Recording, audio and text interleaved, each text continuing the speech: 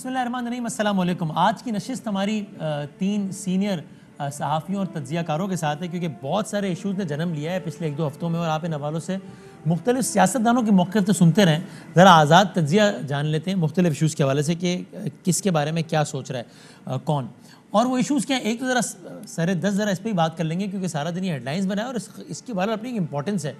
अजीब एक मुज़िका खेज़ खबर, लेकिन इसकी डेप्थ में जाएँ तो बड़ी संजीदा बल्कि रंजीदा कर देने वाली खबर है एक्चुअली ये कि मियां मोहम्मद नवाज़ शरीफ साहब, पाकिस्तान के साबिक़ वज़ीर आज़म, जो कि लंदन में है और बहुत अरसे से आप सब जानते हैं, नादरा के रिकॉर्ड के मुताबिक उनको कल वैक्सीनेशन लग गई है लाहौर में कोरोना की।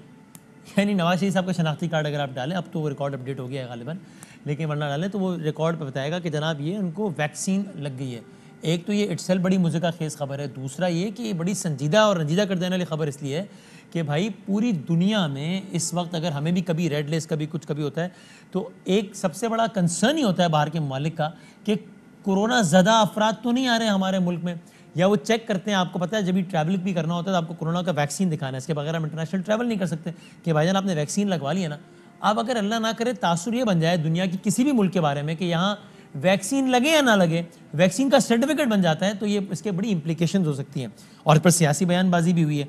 असद उमर साहब ने भी इस पर बयान दिया, मरियम नवाज शरीफ साहब ने बयान दिया। असद उमर साहब ने कहा कि नवाज शरीफ साहब की बाकी चीज़ें जाली हैं, कभी कतरी खत कभी फला वाला, इस तरह उनका वैक्सीनेशन सर्टिफिकेट भी जाली होगा, उन्होंने खुद ही बनवा लिया होगा। मरियम नवाज शरीफ साहबा ने कहा हुकूमत की बाकी चीज़ें जाली हैं, इस तरह हुकूमत का वैक्सीनेशन का रिकॉर्ड भी जाली है, तो इस पर भी बयानबाजी होगी। हम इस पर बात करेंगे। फिर एक तोशा खाना, आपने शायद बहुत पिछले कुछ दिनों में ये टर्म सुनी हो, ये क्या मामला है? ये तोशा खाना अगर बिल्कुल इसको ज़रा आसान कर बड़ा उसमें कर ले तो क्या होता है, एक ऐसा मकाम है, एक ऐसी जगह है कि जो भी हेड ऑफ़ द गवर्नमेंट है, मुमलिकत का जो सरबरा है या दीगर अगर अफराद को अगर किसी और मुल्क की तरफ से कुछ तोहफे तहाइफ मिलते हैं जो कि अक्सर बहुत महंगे बड़े कीमती नवादरात लाखों करोड़ों रुपए के होते हैं, तो वो जो है वो जिस जगह पर जमा कराए जाते हैं सरकारी तौर पर, वो जगह कहलाती है तोशा खाना। आपने सुना भी होगा तोशा खाना रेफरेंस नवाज शरीफ के खिलाफ, ये पहला एक वाहिद रेफरेंस है मेरी नज़र में, तो जिस एक रेफरेंस में 3 साबिक़ वज़ीर आज़म है, नवाज शरीफ, आसिफ ज़रदारी, यूसुफ रज़ा गिलानी। तोशा खाना रेफरेंस वो क्या, उसकी अलग डिटेल्स हैं।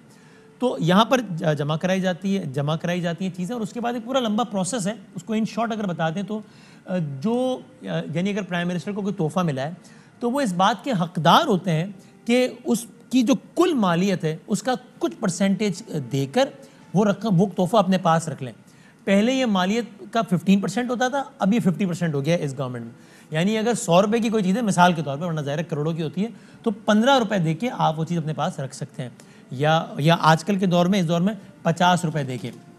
अब मामला ये है कि पिछली हुकूमत से ये कहा गया था कि जनाब आप बताइए कि आपके वज़ीर आज़म को क्या क्या तोहफ़ा मिला, उसमें से उन्होंने क्या क्या रख लिया, किस किस मालियत की क्या क्या चीज़ थी, और उन्होंने अपने तौर पर इसका दिफा किया कि हम ये कौमी मफाद है, ये 2 ममालिक के रिश्तों से इसका ताल्लुक़ है, फ़लाँ है, रीज़न्स दी पूरी की पूरी जो लिखी हुई है मेरे पास, इस वजह से ज़ाहिर नहीं कर सकते।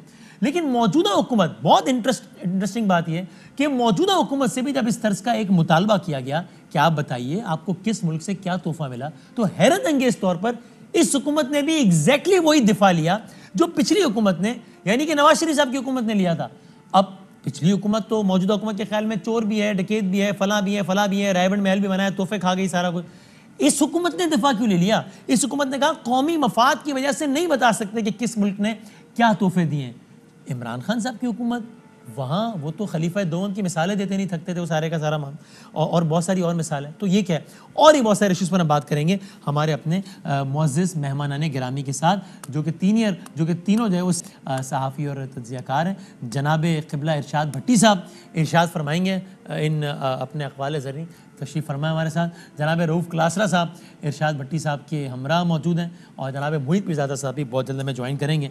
मैं तीनों का बहुत बहुत शुक्रगुजार हूँ। ज़रा पहले क्विकली इस पर तो कमेंट कर दीजिए आप दोनों, इस खबर पे क्या कहिएगा? नवाज शरीफ साहब लंदन बैठे हैं पाकिस्तान में, वो कोरोना वैक्सीन लगी उन्होंने अल्हम्दुलिल्लाह लाहौर में कल, ये क्या है, क्या कहिएगा इस पर भट्टी साहब? भाईजान मुबारक हो। पहली बात तो ये है कि जैसे आपको पता है कि जो चंद दिन पहले मियां मोहम्मद नवाज शरीफ साहब की मेडिकल रिपोर्ट जो आई उसके मुताबिक वो सफ़र नहीं कर सकते, और उसके मुताबिक पार्कों और रश वाली जगहों से जाने से उन्हें मना किया गया है, इलाजगाह के करीब रहेंगे, कम से कम टेंशन लेंगे। तो अल्लाह के फजल से ये सारी चीज़ें हुई और उनकी वैक्सीन भी लग गई, तो ये अपने मुल्क की निज़ाम की खूबसूरती को दाद दें। यानी यहाँ आपने हम तो देखते रहते हैं कि कितने शिनाख्ती कार्ड बन जाते हैं, मरे हुओं को वो घोस्ट जिंदा तनख्वाहें ले रहे होते हैं, जिंदा जो होते हैं वो मर जाते हैं। वो ड्रैब वाला एक CEO था, वो नैब का केस हुआ तो वो फौत हो गया, जब वो ड्रैब में CEO लगना था तो जिंदा हो गया। तो इसी तरह कई पासपोर्ट बन जाते हैं, कई घरों में बैठे बिठाए अब तो सर्टिफिकेट वैक्सीन के बन जाते हैं। तो ये इसमें अचंभे वाली कोई बात नहीं, ये खूबसूरत निज़ाम है। और अब पिछले 3 सालों में तो इदारे चूंकि खुद मुख्तार हो गए हैं और अपने कदमों पे खड़े हो गए हैं, तो इसलिए ये फिर कहते हैं कि ये हुकूमत नवाज शरीफ साहब के साथ इंतकामी कार्रवाई करती है। देखो इस हुकूमत ने कितनी उनको सहूलत मुयस्सर की कि वहां वो बैठे हुए हैं, उनको इधर उन्होंने उनको वैक्सीन लगा दी है। अब तो वो मियाँ साहब की चेक करवा लें किसी डॉक्टर के साइड इफेक्ट्स तो नहीं हुए उस वैक्सीन के, बस ये उनका। बाकी तो अल्लाह के फजल से अब वो वैक्सीनेटेड हो गए हैं और अब वापस भी आ जाएं रश वाली जगहों पे, पार्कों में भी चले जाएं तो कोई हर्ज नहीं कोरोना से।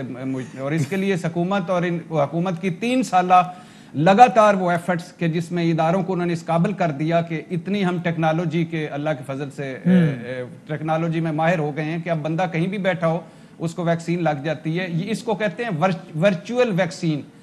ये वर्चुअल वैक्सीन क्लासरा साहब बताएं। देखिए यानी वाकई ये यानी मुझे ऐसा लगता है, हम पिछली गवर्नमेंट पे तनकीद करते हैं तो मेरा ख्याल है बजा तनकीद थी कि जनाब ऑप्टिक्स पे बहुत काम करते हैं, टेंजिबल चीज़ों पे काम करते हैं, सड़क बनाते हैं नज़र आए, ताकि मेट्रो बनाते हैं ताकि नज़र आए, ताकि जो है वो उसका फिर इलेक्शन में फ़ायदा हो। वो रिफॉर्म्स नहीं करते क्योंकि रिफॉर्म की हेडलाइन नहीं बनती, रिफॉर्म होता हुआ नज़र नहीं आता है। तो इदारे तगड़े नहीं करते, इदारे बस सारे सोए में। हम ये वाली मिसाल ले लें जिसकी तरफ भट्टी साहब ने इशारा किया, या सारे इदारे देख लें। आपको 3 साल, और मैं ये भी नहीं कह रहा कि 70 साल में अगर बेड़ा गर्क हुआ है तो 3 साल में बेहतरीन हो जाएगा, नहीं। लेकिन आपको पुलिस हो या कोई भी और इदारा हो या वापडा हो या वैक्सीन से मुतालिक भी, आपको गवर्नमेंट की तरफ से सीरियस एफर्ट लगी है इदारों को बेहतर करने की नजर आई है कोई एफर्ट? ये जो यहाँ पे एक इसका हमने नारा बना लिया ना कि 70 साल की चीजें जो है ना वो 3 साल में कैसे ठीक होंगी। आपको याद हो कि इमरान खान साहब तो कहते थे कि मेरे पास फार्मूला है, मेरे पास बड़ी काबिल टीम है और हम आएंगे 100 दिनों में हम सारी चीजें ठीक कर लेंगे। और इमरान खान साहब गलत भी नहीं कहते थे। मैं आपको मजे की बात बताऊं, ये मुमकिन था। अच्छा, ये सारा मुमकिन था। और मुझे याद है इमरान खान साहब के आने से पहले भी हम ये बात करते थे, आपके मुल्क को सिर्फ 20 लोग चाहिए इस मुल्क को ठीक करने के लिए, और ये कोई इसके लिए रॉकेट साइंस इसमें इन्वॉल्व नहीं है। 20 बड़े अहम आपके महकमे हैं, अब वजारतें कह लें, डिवीजन्स कह लें, या यहाँ पे आपके रेगुलेटरी अथॉरिटीज़ हैं। आपने 20 अच्छे लोग लगाने हैं और ये मुल्क ठीक हो सकता था। ये मुमकिन बात है। ये बिल्कुल कोई ऐसी बात नहीं थी कि लोग तो मजाक उड़ाते हैं कि 72 साल का 3 सालों में कैसे करेगा। आपने 4 यहाँ पे IG लगाने थे, 4 आपने चीफ सेक्रेटरी लगाने थे, अच्छा एक प्रिंसिपल सेक्रेटरी लगाना था, कोई 3-4 अच्छे आपने यहाँ पे आके स्टेट बैंक में लगाने थे, FPR में लगाने थे, SCCP में लगाने थे, FIA में लगाने थे। ये जो मेन चीज़ें मैं आपको बता रहा हूँ। और साथ में अच्छे आपने कोई DPOs या वट कमिश्नर वगैरह आपने लगाने थे। आप चले इनको आपके 20 से नहीं 50 लोग कर लें। आपको 3 साल में 50-60 लोग भी ऐसा नहीं मिला इमरान खान साहब को, right man for the right job, जिसको आप लगाते आपके विजन को आगे लेके चलते। वो तो कहते हैं मुझसे अच्छी टीम सेलेक्ट करना किसी को नहीं आती। 92 के वर्ल्ड कप की मिसाल ले लो, बस वर्ल्ड कप तक ही रहा है काम। उसके बाद उन्होंने कहा कोई टीम जो बनी है वो हमने देख लिया। मैं उसमें डिटेल में नहीं जाना चाहता, फिर कौम नाराज हो जाएगी। आपको पता है यहाँ पे हीरो वर्शिप एक हमारा बुत परस्ती एक बहुत बड़ा आपको पता है प्रॉब्लम है हमारे यहाँ। एक बंदे को शख्सियत बना लेते हैं, उसके बाद हम उसको पूजा करना आगे शुरू कर देते हैं। उसकी शान में कोई ऐसी बात नहीं है। और ये हमारी कौम का मिजाज है, सदियों से ऐसा मिजाज है, रह गया तो उनकी शान में तो कोई बात नहीं हो सकती। मैं सिंपल ये कहना चाह रहा हूँ कि आपको 3 सालों में एक भी IG आपको ऐसा नहीं मिला जो पंजाब में लगाते। आपको चीफ सेक्रेटरी नहीं मिला, आपको कोई यहाँ पे अच्छा प्रिंसिपल सेक्रेटरी नहीं मिला, और आपको यहाँ पे जो महकमे थे, मेन महकमे रेगुलेटरी बॉडीज थी, उनके लिए कोई बंदे में इनकी वजारतों के लोग देख लें। मतलब वो कहते थे right man for the right job. आपको शेख रशीद साहब लगते हैं सीरियस आदमी के मुल्क का इंटीरियर मिनिस्टर है शेख रशीद, मतलब हंसने वाली बात है। उनकी अपनी चीजें देख लें, उनकी अपनी कारकर्दगी देख लें, उनकी जिंदगी देख लें, और बहुत सारी चीजें हैं। और वो बैठ के जोक्स कर रहे होते हैं आपके साथ, मतलब सीरियस मसले पे। अब उनसे ज्यादा जोक्स कोई क्रिएट नहीं करता जो शेख साहब करते हैं। आजकल EVM आपकी मशीनें जो हैं उसको कौन हेड कर रहा है जनाब? वो इस वक्त आजम सवाती साहब कर रहे हैं। $1 मिलियन जेली एक उसमें नोट वो बांटते हुए पकड़े गए थे, हत्या देते हुए। मैं सिंपली आपको 2-4 चीजें बता रहा हूँ। सो खान साहब की नीयत अगर होती है कि इस मुल्क को हमने करना है ठीक, तो 72 साल वाला एक्सक्यूज देने की जरूरत नहीं थी। आपने 15, 20, 30 लोग पकड़ने थे। आपके पंजाब में आप ये इल्जाम लगाना शुरू हो गए पहली दफा, पैसे लेकर लोग लाग रहे हैं, डीसी लाग रहे हैं, एसी लाग रहे हैं, एसपी लाग रहे हैं। मुईद पीरजादा साहब ने भी ज्वाइन किया, लेकिन मैं आपसे सवाल पूछने के बाद मुईद साहब की तरफ जाऊंगे। आपने कहा अगर उनकी नीयत ठीक होती तो वो, उनकी नीयत क्यों ठीक नहीं होगी? मतलब उनसे ज्यादा कौन चाहेगा कि मुल्क बेहतर हो ताकि उनको दोबारा वोट पड़े, ताकि उनका वो हीरोइज्म बरकरार रहे, ताकि उनके सारे दावे सही साबित हों, तो वो उनकी नीयत क्यों खराब होगी? Give me one reason. चले यहाँ से बड़ा अच्छा सवाल है, ये बड़ा अच्छा सवाल है आपका।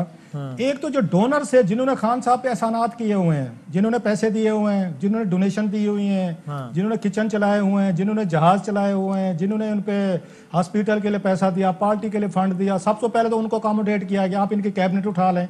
अब्दुल रज़ाक दाऊद साहब कौन थे आपको पता है, आप उनको देख लें कहाँ से आए थे। ये शौकत खानम के थे, आपको पता है। वहाँ पे ऐसे इमरान लगाया था, रूडा का इन्होंने लगाया, वहाँ पे कराची ये आपको सारी लाहौर का जो रूरल आपका डेवलपमेंट प्रोग्राम लग रहा था, और जिसको इन्होंने एलडीए पूरा हवाले कर देगा, एलडीए चलो तुम्हारे पास है।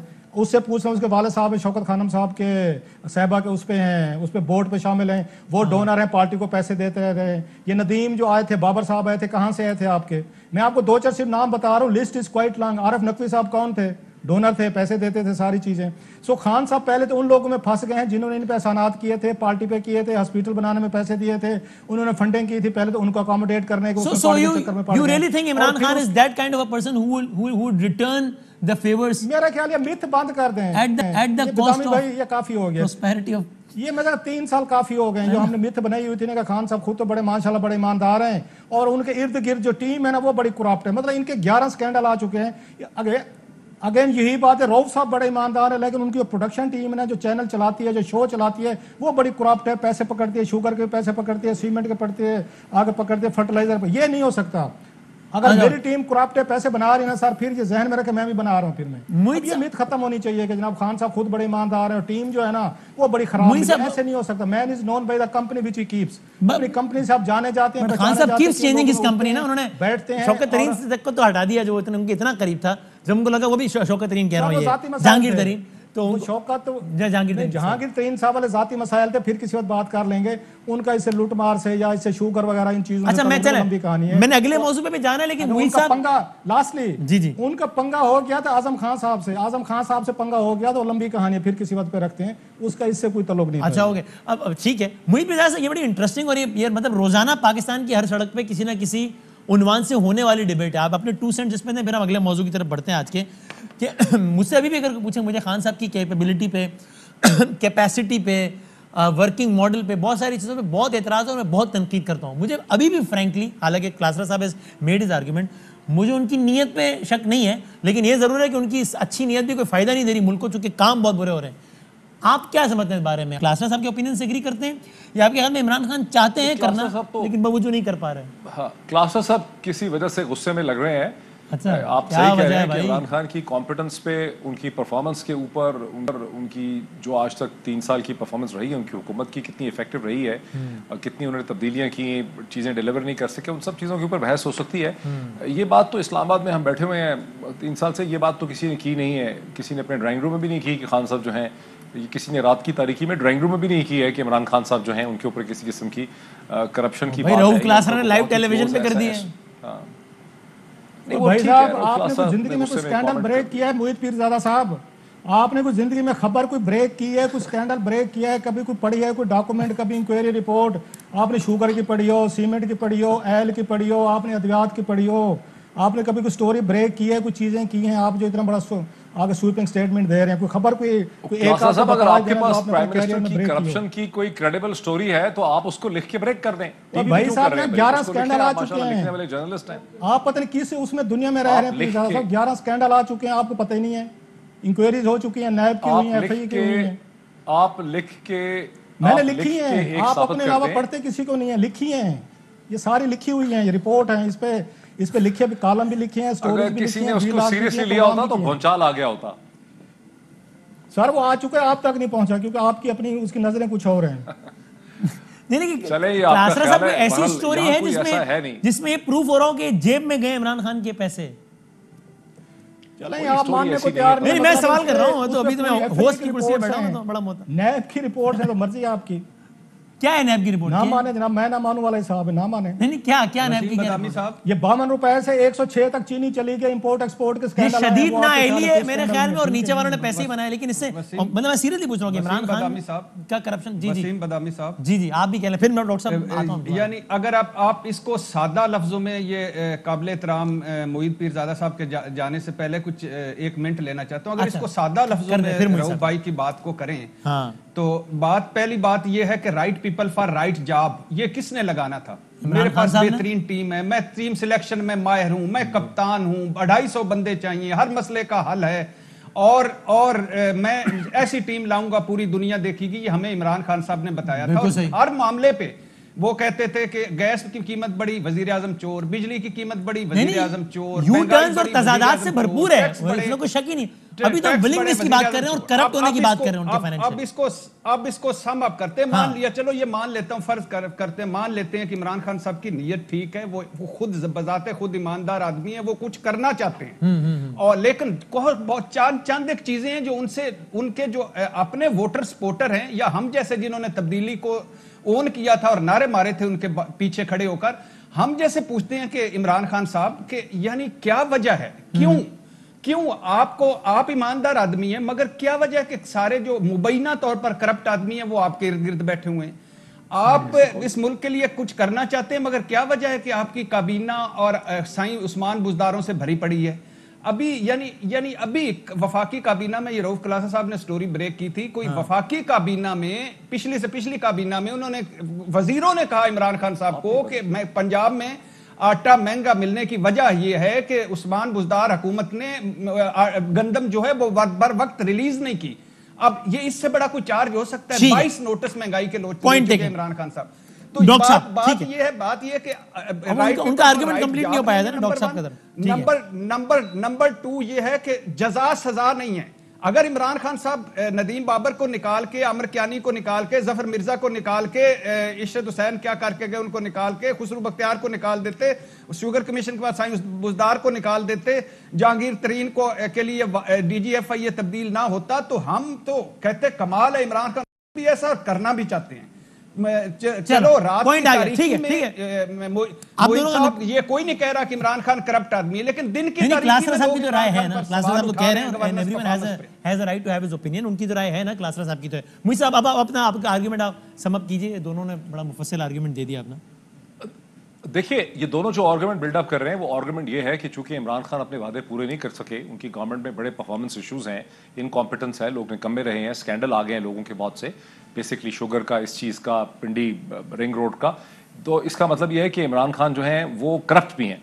करप्शन में और मिसमैनेजमेंट में और इनकॉम्पिटेंस में बड़ा फ़र्क है। अभी हिंदुस्तान में नरेंद्र मोदी के एक बड़े करीब किस्म के जो दोस्त हैं, रुफ़का कार हैं, उनके ऊपर एक बहुत बड़ा स्कैंडल खड़ा हो गया है। वहाँ अपोजिशन कह रही है कि जी नरेंद्र मोदी का भी 25% शेयर था, ये था वो था, लेकिन मैंने उसको देखा है, वहाँ पर भी कोई एविडेंस किसी किस्म की नहीं है। कोई भी ये नहीं समझ रहा कि नरेंद्र मोदी ज़ाती तौर पे फाइनेंशियली करप्ट है। इसी तरह इमरान खान के बारे में कोई भी नहीं ये सोच रहा यहाँ इस्लामाबाद में कि वो ज़ाती तौर पे फाइनेंशियली करप्ट है। हाँ, ये लोग ज़रूर बात करते हैं कि खान साहब ने जो एक ख्वाब दिखाए थे वो पूरे नहीं हुए, उनके परफॉर्मेंस इश्यूज़ हैं, उनकी टीम इतनी इफेक्टिव नहीं है, बार बार लोगों को चेंज कर रहे हैं, तो इससे लगता है कि उनकी तैयारी नहीं थी और बड़े चैलेंजेस हैं उनके ऊपर। और ये जो अपने आर्गुमेंट को सपोर्ट करने के लिए जो क्लासरा साहब और भट्टी साहब ने कहा कि भाई आपके आसपास आपको नजर आ रहा है 10 रुपए की चीज़ 50 रुपए की हो रही है, उसमें पता चल रहा है कि कोई बंदा किकबैक्स कर रहा है, कोई पैसे बना रहा है, ये वो, तो आपने उन लोगों को रखा क्यों है? मैं अपने इर्द गिर्द अलाउ करूं किसी 2 नंबर आदमी को कि वो परफॉर्म करता रहे, तो इसका मतलब है कि मैंने अपनी आंखें बंद की है, मेरी भी रजामंदी है इसमें सब में। इसका क्या जवाब है?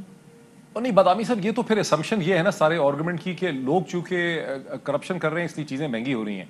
चीज़ें तो महंगी होने पे अभी आप जर्नलिस्ट के हटा के 2-4 इकोनॉमिस्ट यहाँ ले लें या बैंकर ले लें, उनसे अलग डिस्कशन कर लें, अभी ले लें किसी को फ़ोन के ऊपर, उसको पूछें चीज़ें क्यों महंगी हो रही हैं। क्या चीज़ें इसलिए महंगी हो रही हैं कि टीम करप्ट है? ये चीज़ें इसलिए महंगी हो रही हैं कि इशूज़ हैंडल नहीं हो पा रहे हैं और बहुत से इश्यूज हैं। हम सारी की सारी महंगाई को नहीं वो कह रहे हैं कि जनाब वो करप्शन की वजह से, लेकिन कुछ तो ऐसे मैनेजरियल डिसीजन इस तरह के हुए ना जिसमें मिसमैनेजमेंट का आंसर करप्शन बड़ी होती है कि नाअहली या नालायकी। कमाल आर्गुमेंट है वहां से। अब नाअहली भी बड़ा सीरियस प्रॉब्लम है, बहुत सीरियस है, बड़ा सीरियस प्रॉब्लम है। पंजाब में उस्मान बुज़दार की हुकूमत की जिस तरह से इनकॉम्पिटेंस सामने आ रही है, बार बार मिसमैनेजमेंट है, वहां पे बड़ा सीरियस प्रॉब्लम है। लेकिन करप्शन डिफरेंट चीज है और एक कश्मीर में जो लगाया वजीर आज़म उससे भी मुतमईन है। नहीं, उससे भी मुतमईन नहीं है, वो भी पॉलिटिकली उसका कोई बैकग्राउंड नहीं है। केपी की खबर इतनी आती नहीं है, लेकिन केपी की भी बहुत ज्यादा कोई पॉजिटिव नहीं है पिक्चर। सर इतनी खबरें आ रही हैं, इतनी खबरें आ रही हैं, कंटोनमेंट पिशावर हार गया है इमरान खान साहब, इससे बड़ी और खबर क्या हो सकती है? लेकिन आपका सवाल बुनियादी तौर था कि प्राइम मिनिस्टर फाइनेंशियली करप्ट है। मैं वो कह रहा हूं कि प्राइम मिनिस्टर की करप्शन सबसे पहले तो मोहित पीरजादा साहब, मैं खुलासा साहब के बिहाफ में माजरत चाहता हूं कि वो रवानवी में निकल गया कि इमरान खान साहब करप्ट आदमी है। वो अच्छे आदमी है, मेहनती आदमी है, काबिल आदमी है। यार उनके आर्गुमेंट को देने लेकिन बात बुनियादी तौर पर ये है कि वो अपनी बात का दिफा खुद कर लेंगे और उनको हक है अपनी राय में कायम रहने का। जब आपकी टीम पे करप्शन के इल्जामात आ रहे हैं और ये कहा जाए जो टॉप पे बंदा बैठा है वो करप्ट नहीं है। मैंने अपना कहा कि मेरी टीम के बारे में ये कहा जाए कि टीम तो पूरी पैसे पकड़ती है, वो शुगर में भी पकड़ती है शो करने के लिए, वो आपके हेल्थ पे शो करने पैसे पकड़ती है, वो दीगर जितने भी यहाँ पे चीजें पैसे पकड़ती है। लेकिन राउत साहब बड़े ईमानदार हैं, ये नहीं हो सकता। मैं दैट्स व्हाट आई। लेकिन ये भी हो सकता है नहीं हो सकता। मैं मानने को तैयार नहीं हूं। डोनेशन ले रहे हैं आप, नहीं आप फिर डोनेशन ले रहे हैं, फिर पार्टी फंड ले रहे हैं, उन्हीं लोगों से ले रहे हैं। मतलब सारा हाउसिंग सेक्टर, आपका हाउसिंग माफिया जो है और दीगर लोग हैं, सारे फंड देते हैं आपको। आप उनके चेक्स देख लें, उनकी तस्वीरें देख लें। दो बातें आप इसमें बताइएगा। एक तो ये कि क्या ये मुमकिन नहीं है कि आपकी टीम का कोई बंदा कुछ कर रहा हो, मतलब मैं अल्लाह ना करे, सारे भाई हमारे, मिसाल दे रहा हूँ, कुछ दो नंबरी कर रहा हो और आपके इल्म में ना हो, नंबर 1। और नंबर 2 ये कि आप अगर आपके पास खुद अगर 10 मिसालें हो जिसमें आपने अपनी टीम के 10 लोगों को फारिग किया हो, तो आपने दिफा में कहेंगे ना कि भाई देखो मुझे कोई भी बंदा अजीज नहीं है, काम अजीज है, इसलिए जब भी किसी के बारे में कोई रिपोर्ट है मैंने फारिग किया उसको।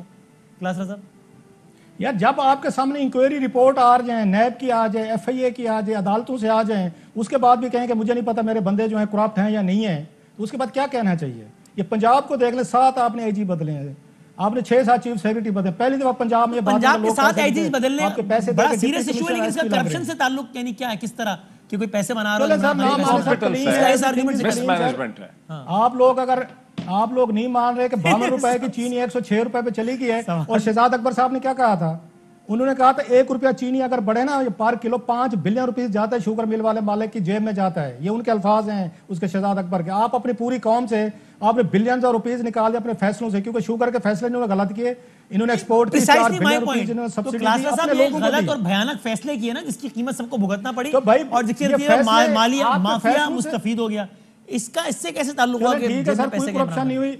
ये जो आवाम की जेब से पैसे निकल रहे गए हैं ना, सारे के सारे हैं आपके एल में निकले हैं, आपके शुगर में निकले हैं, गंदम स्कैंडल में निकल गए हैं। इसका कोई इससे करप्शन से ताल्लुक नहीं है, मान लेते हैं। आगे चलें। बदामी साहब एक और बात, आखिरी बात, 2 जुमले। इमरान खान साहब ने एक हमारे मुतवातर एक वादा किया था इस कौम के साथ, हमारे साथ, अभी भी 2 साल उनके पास मौजूद हैं। उन्होंने कहा था ना खाऊंगा ना खाने दूंगा। ये मीनारे पाकिस्तान पे भी कहा, ये कराची में भी कहा, ये मियां वाली में भी कहा, ये बखर में भी कहा, ये इस्लामाबाद कंटेनर पे भी कहा, ना खाऊंगा ना खाने दूंगा। अब इमरान खान खा नहीं रहे, मान लिया, लेकिन इमरान खान साहब के इर्द गिर्द जो दिहाड़ियां लग रही हैं, और इमरान खान साहब को हर रोज कोई भी टीवी चैनल लगाते के देख लें, अद्वियात पे भाई कौन खा गया किधर गया, पेट्रोल पे कौन खा गया किधर गया, बिजली घाट डाकों पे कौन खा गया किधर गया, आटा गंदम पे कौन खा गया किधर गया, मालम जब्बा का क्या हुआ, BRT का क्या हुआ। भट्टी साहब, ये मोहित साहब कह रहे हैं ना अभी, और इस आर्गुमेंट को फाइनल वर्ड वही देंगे ताकि फिर ब्रेक पे जाऊं, कि वो कह रहे हैं ना कि भाई ये तो हम ये अजम्पशन पे आर्गुमेंट बेस्ड है आपका कि लोग पैसे बना रहे हैं, वरना अभी आप किसी इकोनॉमिस्ट को लें, सर assumption ये इकोनॉमिक फिनोमेना इन्फ्लेशन जिसकी अपनी रीजंस हैं। नहीं सर, देखिए आपने अगर वजारतें ले ली होती ना, इरशाद भट्टी का शुगर कमीशन में रिपोर्ट आती तो उनकी वजारत ले ली होती और मुझे पार्टी का सेक्रेटरी जनरल ना लगाया होता, तो हम समझते कि अब ये आखिर तक जा रहे हैं। असल में बात यह है कि थिन मेजॉरिटी है, इक्तदार में रहना है उन्हें, वो कंप्रोमाइज कर रहे हैं, वो कंप्रोमाइज से कंप्रोमाइज करते जा रहे हैं, और बहुत सारे उनके दावे वादे हवाई फायरिंग थी, बाकी कंप्रोमाइजेस हैं जिसकी वजह से वो नहीं कर पा रहे। इस मौजू पे आखिरी सवाल ये कि आपके ख्याल में, आपने खान साहब के हवाले से अपना ओपिनियन तो दे दिया, आपके ख्याल में करप्शन इस गवर्नमेंट का मसला है, टिका के करप्शन हो रही है, या आपके ख्याल में नहीं, करप्शन भी थोड़ी बहुत तो पाकिस्तान में होती है, मैं नहीं कह रहा हूँ ठीक है, लेकिन रियलिस्टिकली स्पीकिंग वो तो होती है, लेकिन आपके ख्याल में करप्शन भी कोई बहुत ज्यादा नहीं हो रही, मिसमैनेजमेंट बहुत ज्यादा हो रही है गवर्नमेंट लेवल पे? प्राइम मिनिस्टर को छोड़ दीजिए अभी। देखिए, करप्शन तो हर गवर्नमेंट में होती है और हर सिस्टम में होती है। प्राइम मिनिस्टर इस गवर्नमेंट में पिछली गवर्नमेंट से कम हो रही है, ज्यादा हो रही है आपके ख्याल में? देखिए, पिछली गवर्नमेंट में कुछ ऐसे बहुत ही मजबूत किस्म के लोग थे जो उस वक्त के जो रूलिंग एंटिटी थी या प्राइम मिनिस्टर थे उनके बहुत करीब थे, उनके ब्लड टाइज थे, उनके फैमिली टाइज थे, यहाँ उस किस्म के मामला नहीं है जो उनके बिल्कुल 3-4 लोग बहुत करीब हैं। देखें, अगर वाकई जो बात हमारे दोस्त दोनों कह रहे हैं, अगर ये बात सही होती तो पाकिस्तान का मीडिया जो है, खास करके अंग्रेज़ी के अखबारात हैं, वो बड़ा खुल के हुकूमत के खिलाफ लिखते हैं। ये स्कैंडल पब्लिश होने होते हैं। टीवी पे इल्ज़ाम लगाना तो मैटर नहीं करता बिल्कुल। टीवी पे लोग कह देते हैं, उस गुस्से में कहते हैं, तेज़ी में कह देते हैं। इल्ज़ाम वो होता है जो स्टेटिस्टिकली आप लिख के लगाएंगे कि हाँ हमारे पास ये एविडेंस है। मैंने कोई अभी तक ऐसी क्रेडिबल एविडेंस नहीं देखी प्राइम मिनिस्टर या प्राइम मिनिस्टर के किसी बहुत ही करीबी बंदे के ऊपर। हाँ, नेपोटिज्म एक डिफरेंट चीज़ है। प्राइम मिनिस्टर के आगे पीछे लोग अखरबरा परवरी कर रहे हैं, अपने एंड्स को सेटिस्फाई कर रहे हैं, अपने लोगों की मदद कर रहे हैं, लेकिन क्या आप उनकी फाइनेंशियल करप्शन साबित कर सकते हैं? हमने तो ये देखा है आपने स्कैंडल्स की स्टोरी शेयर कीजिएगा, उसको घर भेज दिया जाता है। डॉक्टर मोहित पीरजादा साहब पढ़ने पढ़ाने से बड़ा उनका गहरा शगफ है, वो पढ़ेंगे और फिर अपनी ओपिनियन देंगे। डॉक्टर मोहित पीरजादा साहब, क्लास रजा अपनी स्टोरी साहब बादशाह हमारे सरायकी में कहते होते हैं, मैं इस पे ज्यादा तलखी में नहीं जाना चाहता। एक अच्छा तल्लुक है इनसे। जी। हमारे सरायकी में कहते हैं तो सब बादशाह ही वैसे ही, तो पीरजादा साहब बादशाह हैं सर, जो कुछ कह रहे हैं ठीक कह रहे हैं। बात वो है जिंदगी में एक स्कैंडल एक स्टोरी इन्होंने नहीं कि मैं क्या बहस करूं उनके साथ, ठीक कह रहे हैं सर ये।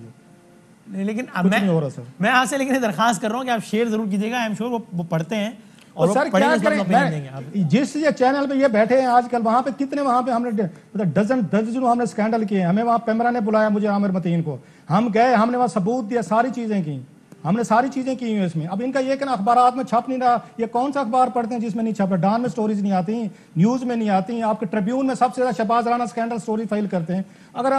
अगर पीरजादा साहब नहीं पढ़ते अखबार या इनको टीवी शोज में कोई ऐसी चीज नजर नहीं आती, या इनका बयान नहीं है, उस पर ईमान नहीं है इन चीजों में, इनकी डिफरेंट डेफिनेशन है करप्शन की, स्कैंडल की, अगेन ही has the right to have one, ठीक है, fair and everyone has. Camera है, हमें नोटिस आते हैं, मुझे अदालत, मुझे 5 दफा सुप्रीम कोर्ट ऑफ पाकिस्तान ने बुलाया मेरे स्कैंडल पे कि इधर है, आपने स्टोरी के साबित करें, और अल्हम्दुलिल्लाह 5 दफा साबित किया। ये पेमरा ने 15 दफा मुझे नोटिस किया कि आपने फलां फलां बंदों पे स्कैंडल किए हैं, आए और साबित करें। 15 दफा गए और हमने साबित किया, सारे केसेस हमने जीते। सो हम ये भुगतते रहे। पीरजादा साहब को कोई नोटिस नहीं है क्योंकि ये स्टोरीज नहीं करते, अगेन ये आगे स्कैंडल नहीं करते, लिहाजा इनके नजदीक जो खबर है पॉलिटिकल खबर है, ही सेड हु सेड, 3-4 बंदे बुला लिए, 1 in 3 कर लिया, 4 कर लिया, इंटरनेशनल पॉलिटिक्स पे बात कर ली, पाक इंडिया रिलेशनशिप, अफगानिस्तान, पाकिस्तान की सियासत, इनके नजदीक यही में हम रिपोर्टर लोग इन्वेस्टिगेटिव हैं, हमने यहाँ सजाएं भी भुगती हैं, यहाँ पे हुकूमतों के आके अच्छे खासे दबाव भी भुगते हैं। इनकी अंडरस्टैंडिंग टोटली डिफरेंट है जर्नलिज्म की सर। अगेन मेरी जो है बिल्कुल डिफरेंट है। ये सबको अपने थे माशाल्लाह काबिल बंदे हैं, सीएसएस करके सिविल सेक्टर से एक सरकारी मुलाजिम के तौर पर फिर जर्नलिज्म की तरफ है। मैं एक हार्डकोर के तौर पर 30 साल हमने जर्नलिज्म में एक एज रिपोर्टर के तौर पर लगाए हैं, और मैंने अपने आप को बता दिया कि कैमरा ने बुलाया, स्टोरीज भी की, स्कैंडल्स भी की, साबित भी किए आपके साथ, उनके अपने अंडरस्टैंड है कि फेयर एनफ, अगेन ही हैज द राइट। वो समझते इसका बज़ नहीं है। एक बात वसीम बदामी साहब, एक बात तोशाखाना जाना है मैंने यार ब्रेक के बाद। मुझे सिर्फ मैंने इस मोहित पीरजादा साहब के जरिए इमरान खान साहब तक करना है कि अगर एक ऐसा वजीर जिनका नाम बशीर खान अल मारूफ आजम सवाती होता और उस सुप्रीम कोर्ट उनको 5 DIT रिपोर्ट्स उनके अगेंस्ट आ चुकी होती, $1 मिलियन का फ्रॉड का वो कर चुके होते, गाय फेम वाला हो चुका होता, और ये वफाकी काबीना में होते और इमरान खान साहब अपोजिशन में होते, तो क्या करते, क्या हशर करते हुकूमत का? तबाही फेर देते उसकी, तबाही फेर देते। सही बात। तो आप क्यों नहीं कर रहे? तूफान मचाते, वही कुछ कहते हैं। इमरान खान साहब ने हमें इस बारे में ऐसा नहीं बताया था। इसी तरह तजादात से भरपूर है उनकी सियासत, इसमें तो डॉक्टर मोहित पीरजादा भी करप्शन, इमरान खान करप्शन की क्या जरूरत है? लेकिन करप्शन को जो प्रोटेक्शन मिल रही है ना, या दिहाड़ियां लग रही है किसी भी। भाई मैंने परसों अपने प्रोग्राम में सवाल उठाया, अगर नवाज शरीफ वजीर आजम होते और ख्वाजा आसिफ के भाई को स्पेशल प्रोसिक्यूटर नैब लगा दिया गया होता, तो इमरान खान साहब कहते हैं नवाज शरीफ शर्म करो, अपने वजीरों के भाइयों को लगा रहे हो नैब में, तुम्हें शर्म नहीं आती, और रगड़ते हैं। तो ये बात तो सही है।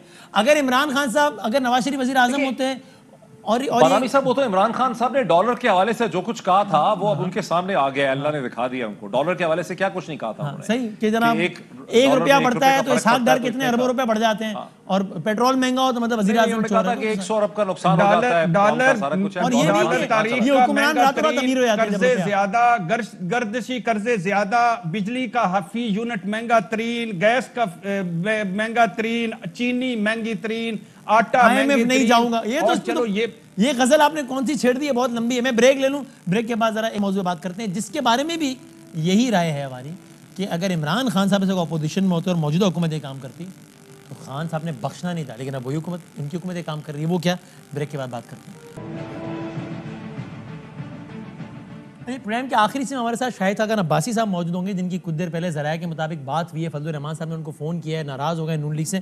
तो मैं क्विकली, और पहला सेगमेंट हमने बड़ा मामूल से लंबा कर लिया, तो मैं क्विकली ज़रा इस पर एक एक कॉमेंट कर दीजिए, starting from you Rauf Klasra साहब। अब ये तोशाखाना में हमने शुरू में बड़ा तफसीली एक इंट्रो दे दिया, आपने से बड़ी तफसीली रिपोर्ट्स की हैं, मैंने आपसे ज़ाती तौर पे भी इस हवाले से मालूमात देखी और आपके प्रोग्राम्स भी देखें। अब वो कहते हैं जनाब कि ये जो है ना मुख्तलिफ ममालिक के सरबराहान जब तोहफा देते हैं वो इंसल्ट फील करेंगे अगर हमने जाहिर कर दिया कि जो है वो प्राइम मिनिस्टर साहब ने या किसी को किसने कितने पैसे दिए थे।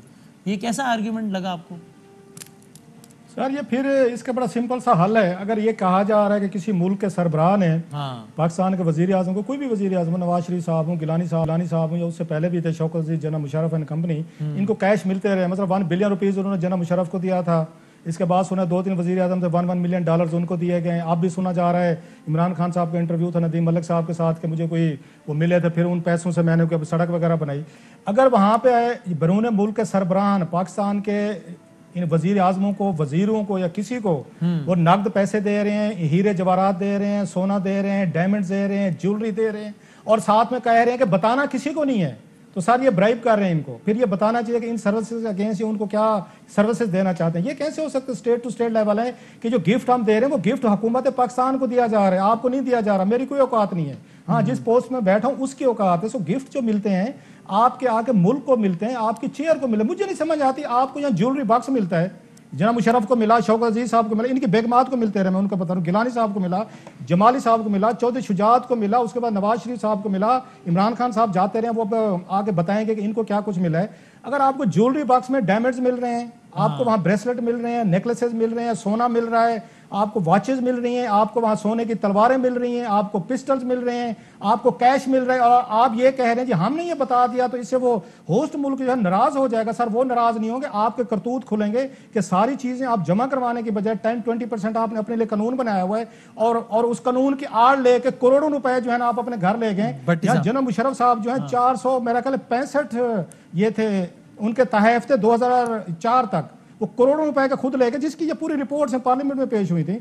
सही है। ये शौकत अजीज साहब 10 करोड़ के ये लेके गए, आसिफ अली जरदारी 14 करोड़ के लेके गए, और इसमें मुझे याद है शौकत अजीज साहब ने 1126। तो भट्टी साहब इमरान खान साहब की हुकूमत को तो यानी जिनको ये भी ख्याल था, और अच्छी बात है ख्याल था कि किसने कब कितने कर्जे लिए सब बताऊंगा, ये वो उनको बताना चाहिए ना कि मुझ समेत किसको कितने तोहफे मिले। और मैंने तो एक भी तोहफा खुद नहीं रखा, नवाज शरीफ जरदारी ने क्या क्या रख लिया, ये क्यों नहीं बता रहे भट्टी साहब? इनको चाहिए था 2013 से ऑनवर्ड, उससे पहले पार्लियामेंट में आ चुकी हैं। हाँ सही। इनको 2013 के बाद के जितने तहफ़ थे नवाज शरीफ साहब को मिले हैं 100 दौरों में, इमरान खान साहब को खुद 3 सालों में मिले हैं, इनके वज़ीरों को मिले हैं, भट्टी साहब बाबूस ब्यूरोक्रेट्स को मिले, इनको तफसीलात देनी चाहिए थी जनाब। भट्टी साहब सीक्रेट उसमें इंफॉर्मेशन ऑर्डिनेंस में नहीं छुपना चाहिए। उन्होंने बाकायदा अदालत गए इस हवाले से कि भाई नहीं हम ये नहीं बताना चाहिए। पहली बात तो ये कि डॉक्टर मोहित पीरजादा साहब सुनाना है कि उन्होंने कहा है कि मुझे लाहौर और मियां वाली के लोगों ने बताया कि करप्शन बहुत बढ़ गई, अब मैं इसके पीछे जा रहा हूँ। पहली बात। दूसरी बात ये है कि ये तोशाखाना वाला इमरान खान पर सेनेटर कलसूम परवीन साहबा ने, ये रऊफ क्लास साहब ने स्टोरी ब्रेक की थी कि सेंटर को उन्होंने खत लिखा था कि क्या मिला क्या नहीं मिला, किस तरह ले गए। उन्होंने वही जवाब दिया था जो नवाज शरीफ साहब की हुकूमत दे रही। तो मतलब ये कि नवाज शरीफ साहब का हुकूमत का खत इमरान खान हुकूमत पेश कर रही है। यानी मैं इनसे एक दरखास्त करता हूं हाथ बांध कर कि पुरानी गलतियां ना दोहराएं, कोई नई गलतियां करें। ये पुरानी गलतियां भुगत के आप इख्तिदार में आए और वो फारिग हुए हैं।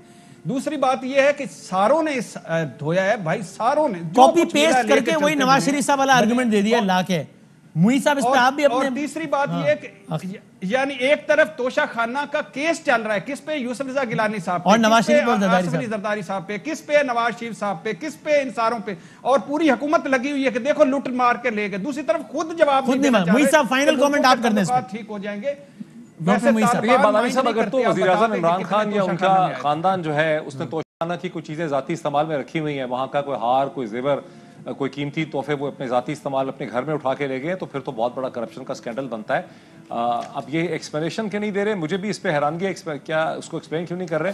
लेकिन देखने की बात यह है कि सवाल उस वक्त उठता है कि क्या तोशाखाना में मिलने वाला कोई महंगा तोहफा इमरान खान, कोई घड़ी, कोई जेवर उनकी बेगम पहन रही है, कोई घड़ी उनके हाथ में है, कोई चीज उठा के ले गए हैं, कोई गाड़ी वहां से ले ली उन्होंने तोशाखाना से, वो अभी तक हमारे सामने आई नहीं कोई इन्फॉर्मेशन। अगर ऐसा है तो फिर तो बड़ी करप्ट बात है, बड़ी अफसोसनाक बात। आप समझते हैं डिटेल सारी पब्लिक कर देनी चाहिए ताकि कोई चहमा गोइयां ही ना हो? ये मैंने पूछा है लोगों से, वो कह रहे हैं कि उसमें एक स्टेट का एलिमेंट है, लेकिन मैं समझता हूं कि उनको कर देना चाहिए। मुझे नहीं इस पे क्लैरिटी कि क्या वजह है। मैंने खलीफा दोम की मिसालें देते थे इमरान खान साहब के बयानात उठा लें अल्हम्दुलिल्लाह, जब नवाज शरीफ साहब जवाब नहीं देना चाहते थे, और इसराइल का वजीर आजम इसलिए इंक्वायरियां भुगत रहा है कि वो तोहफे खा गए, पुलिस उनसे पुलिस पूछ रही है उससे, और हमारे यहाँ सारा गेम ही तोहफों में। और यार लेकिन आज प्रोग्राम खत्म होने से पहले मैं मोहित पीरजादा साहब को सलाम करना चाहता हूँ। अल्लाह आपको खुश रखे, लंबी उम्र दे, सेहत के साथ। भाई बाकी दुआएं आप शो के बाद में कॉल कर लीजिए। दोनों मेहमानों का, तीनों का बहुत शुक्रिया। ब्रेक के बाद शाहिद खान अब्बासी साहब।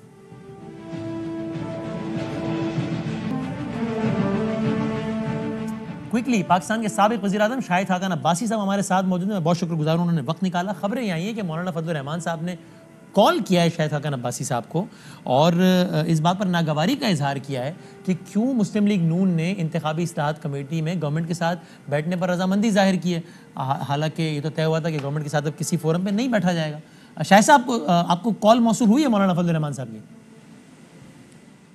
नहीं, कोई ऐसी कॉल नहीं आई मुझे अभी किसी ने एक अखबार का क्लिप भेजा है, तो कोई ऐसी बात नहीं है, ये बात दुरुस्त नहीं है। और जो बात हुई है स्पीकर के साथ जुमे वाले दिन, वो अपोजिशन की बात हुई है इस बात पर कि हम गवर्नमेंट के साथ मुज़ाकरात नहीं करेंगे। एक जो तरीका मरवजा है इंतखाबी इस्लाहात का, जो 2014 से 2016 तक रहा, कि एक कमेटी बनती है, जॉइंट पार्लियामेंट्री कमेटी बनती है, जिसमें लास्ट टाइम 13 मेंबरान हुकूमत के थे और 20 अपोजिशन के थे। ऐसी कमेटी बने और वो तमाम इस्लाहात को देखे जो हुकूमत लाना चाहती है, जो अपोजिशन लाना चाहती है, कि क्या ज़रूरत है मुल्क के अंदर इंतखाबी इस्लाहात की, उन तमाम मामलात को देखे। रिगार्डिंग टेलीफोन कॉल, आप ये कह रहे हैं कि मौलाना साहब ने कॉल करके ऐसा कोई शिकवा नहीं किया, या मौलाना साहब की आपको कोई कॉल ही नहीं आई है पिछले 24-48 घंटों में इस हवाले से? कोई बात ही नहीं हुई आप? नहीं, कोई कॉल नहीं आई, ऐसी बात नहीं है। तरदीद कर रहा है वैसे सारी खबरें नहीं है। हमारी मुशावरत हुई थी अपोजिशन की जुमे वाले दिन, मंगल वाले दिन। ठीक है, लेकिन तो प्रिसाइसली इस एजेंडे पर मौलाना साहब ने आपको कोई कॉल नहीं की कि जनाब आप क्यों बैठ रहे हैं हुकूमत के लिए? ऐसा कुछ नहीं हुआ? नहीं, उनसे मेरी बातचीत होती रहती है। हमने ये डिस्कस किया था कि ये जो कमेटी बन रही है, ये इसकी क्या तरीकाकार हैं और क्या इसका रोल होगा, क्या इसके TORs होंगे। और ये मेरे जो पार्लियामेंट्री लीडर हैं JUI की, उनसे भी बात हुई थी। इसके अंदर पीपल्स पार्टी से भी मुशावरत हुई है, दीगर जमातों से भी हुई है। और मौलाना साहब का यही मौक़िफ़ है कि तमाम PDM की जमातें भी इसके अंदर शामिल हों इस मुशावरत में, तो वो भी इंशाल्लाह शामिल होंगी। नहीं, यानी क्या PDM के प्लेटफॉर्म पर हुकूमत से मुज़ाकरात, क्या PDM के प्लेटफॉर्म पर यह तय हुआ है कि PDM में शामिल जमातें किसी भी ऐसे प्लेटफॉर्म पे नहीं बैठेंगी जिसमें गवर्नमेंट के लोग भी हों? नहीं, ऐसा फैसला नहीं है। हमारा ये फैसला था कि हम जो हुकूमत की इंतखाबी इस्लाहात है, इनको कबूल नहीं करते। जो EVM की बात चल रही है और दीगर जो मुख्तलिफ किस्म की इस्लाहात लाई गई हैं, इनको हम कबूल नहीं करते। ये PDM का फैसला है। लेकिन ये फैसला नहीं है कि इंतखाबी इस्लाहात के नाम पर अगर एक कमेटी बनाई जाती है तो उसमें हम नहीं बैठेंगे, हम ऐसा कोई प्लेटफॉर्म नहीं बैठेंगे जिसमें हमें गवर्नमेंट के लोगों के साथ प्लेटफॉर्म शेयर करना हो। ऐसा नहीं, ये ऐसा कुछ तय नहीं हुआ है। नहीं, ऐसा कोई फैसला नहीं है, लेकिन ये फैसला भी है कि इसमें PDM की तमाम जमातों की मुशावरत होगी और उसके बाद ही ये फैसले होंगे। लेकिन मैं नहीं समझता कि ऐसी पार्लियामेंट्री जॉइंट पार्लियामेंट्री कमेटी जिसमें माजी की तरह अपोजिशन की अक्सरियत हो और कंसेंसस से मुल्क के अंदर इंतखाबी इस्लाहात हों, उसमें एतराज़ होगा किसी भी जमात को। लेकिन ज़रूरत इस बात की है और हम मुशावरत भी करेंगे PDM के प्लेटफॉर्म से और वहाँ भी इसका कंसेंसस अचीव करेंगे। और ऐसा यानी इस तरह की कमेटी जिसका आपने तस्करा किया अभी, वो आपको बनती नज़र आ रही है मुस्तकबिल करीब में? जी, अगर आप इंतखाबी इस्लाहात मुल्क में ऐसी चाहते हैं जो पायदार हों और मुल्क के मामलात को हल करने में कामयाब हों, तो ये माजी का तरीका पार्लियामान का यही है। तो अगर ये हुकूमत पार्लियामान की एहतराम करती है, जिसकी मुझे कोई तवक्को नहीं है, तो अल्लाह करे कि ऐसी कमेटी बन जाए और वो इन इंतखाबी इस्लाहात को एक अमली शक्ल दे सके। और आप ये अश्योर कराते हैं कि जो भी होगा PDM का मुश्तरका फैसला होगा, यानी कि अगर ऐसा कोई भी फोरम हुआ तो बैठेंगी तो उसमें सारी जमातें बैठेंगी PDM की, यानी कि जो पार्लियामान में अपने अपने रेशो के हिसाब से। ये नहीं होगा कि कोई प्लेटफॉर्म बना जिसका JUI फे ने एहतजाजन बाइकआउट कर दिया और नून लीग फिर भी बैठ जाए। जो भी फैसला होगा मुश्तरका होगा, ऐसे ही है? जी बिल्कुल, PDM का फैसला होगा, उसके बगैर ये हो नहीं सकता। और ये पहले भी तमाम जमातें रही हैं और हम भी हमेशा मुल्क के अंदर शफाफ इलेक्शन की बात करते हैं। तो अगर शफाफ इलेक्शन का रास्ता इस मामले से निकलता है तो हम बिल्कुल उसके हक में होंगे, लेकिन यकीनन PDM के प्लेटफॉर्म पर डिस्कशन करके ही इसका एक मुश्तरका फैसला किया जा सकता है। ठीक है, तो गवर्नमेंट की तरफ से आपको कोई प्रिसाइज ऑफर इस हवाले से आई है? नहीं, गवर्नमेंट से हमारी कोई बातचीत नहीं है इस मामले पर।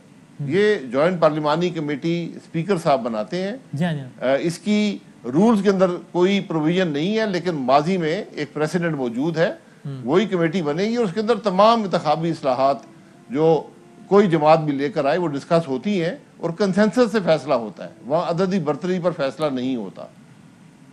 ठीक है, और आखिरी बात शायद लास्ट मिनट, ये चेयरमैन नैब के हवाले से अगर कोई कानून साजी होती है, कल शेख रशीद कह रहे थे हमारे प्रोग्राम में, गालिब इम्कान है कि चेयरमैन नैब को तौसीद है, तो आपके पास क्या ऑप्शन है? एक यही है ना कि अदालत ले जाए, फिर अदालत जो फैसला करे मानना पड़ेगा बस? जी बिल्कुल, उसका मुकाबला करेंगे कि अगर जो स्पिरिट है उस कानून की कि मुशावरत से चेयरमैन नैब मुकर्रर होगा और जो चेयरमैन नैब होगा उसकी टर्म एक्सटेंड नहीं होगी, तो इस पर हम जो इसका करना पड़े अदालतों में जाना पड़े। अगर गवर्नमेंट ये कहती है कि शहबाज शरीफ साहब को हटाकर किसी और को अपोजिशन लीडर बना दें, फिर हम मुशावरत कर लेंगे क्योंकि शहबाज साहब के अपने केसेस है, तो आप ऐसा करेंगे? जी ठीक है, लीडर ऑफ द हाउस को भी हटा दें, किसी और को ले आए इमरान खान की जगह, तो बात कर लेंगे। ये बात को मुनासिब बात नहीं है। Leader of the opposition elect करती है। अगर चेयरमैन नैब साहब 3 साल में कोई केस नहीं बना सके, वो किसी में कन्विक्टेड नहीं है, पार्लियामान के मेंबर हैं, लीडर ऑफ द अपोजिशन है, तो वो पूरा इख्तियार रखते हैं मुशावरत का जो कानून के मुताबिक है। ठीक, ये इमरान खान का फैसला नहीं है, ये अपोजिशन का फैसला है। थैंक यू वेरी मच, बहुत शुक्रिया शाहिद खान अब्बासी साहब करने ऐसी तमाम तर बातों की जो कि अभी कहा जा रहा था जिनके बारे में कि मौलाना साहब नाराज़ होने से। ज़िंदगी सेहत रही तो मिलेंगे इंशाल्लाह आपसे। अल्लाह हाफ़िज़। अहम तरीन खबरें अब एक क्लिक की दूरी पर, हर लम्हा बाखबर रहने के लिए सब्सक्राइब करें हमारा YouTube चैनल। अपने मोबाइल फोन से मुल्की और बैनुल-अक़वामी अहम खबरों तक रसाई के लिए डाउनलोड कीजिए मोबाइल ऐप। बामसूख जराए से मुसद्दिका खबरों, तज्जियों और तबसरों से मुस्तफीद होने के लिए विजिट कीजिए पाकिस्तान की सबसे बड़ी न्यूज वेबसाइट। ARY न्यूज पहुंचा रहा है खबरें सबसे पहले आप तक, ताकि आप रहें हर लम्हा बाखबर।